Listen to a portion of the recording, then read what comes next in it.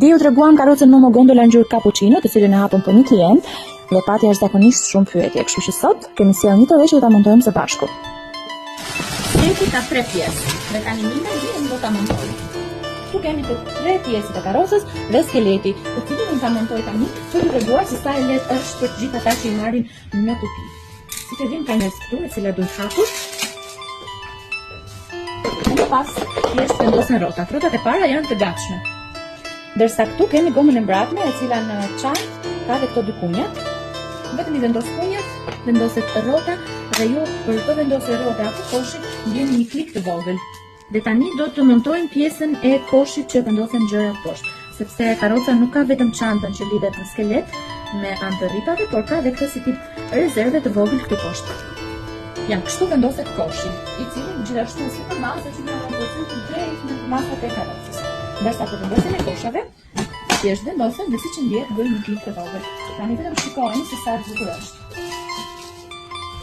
Pavarësisht se kjo është një karrocë në strukturë të madhe në trup, është shumë e lehtë për të montuar, sepse ka dorë stacion në skelet e cila zgjidhet për gjatë peshën në momentin që bie në bloka ose në organizëm, dhe gjithashtu goma të mëdha të plota mishi, të cilat ja bëjnë ecjen sa më të bukur.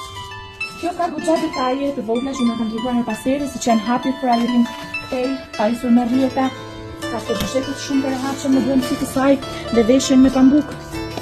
Dhe gjithashtu aksesorë të plotë, siç janë çanta, çfarë edhe në karrocë, dorezat e dimrit, rrjeta insekteve, mushamaja e shiut, një ndruese në çantë dhe një rip zgjatues. Për të montuar në karrocë, montohet lehtësisht me anë të këtyre përshtatshmeve që i ka të veta, keqja dhe vendosja e koshave në karrocë bëhet lehtësisht me anë të këtyre butoneve lansor. Tani thjesht do ju tregoj edhe 2 koshat e tjera. Tani do t'ju tregoj koshin Soggiolino, i cili lidhet në makinë me rrita sigurimi dhe në skeletin e karrocës me anë të këtyre përshtatshmeve të gjata. Është 0.13 kg, është shumë e rehatshme, pajisur me mbulesën e këmbëve për pjesën dimërore dhe janë shumë bukur nga karrocë. Është koshi i fundit, por është shumë e rëndësishme. Përdorit edhe me fytyrë shumë nga jashtë, edhe me fytyrë nga brenda.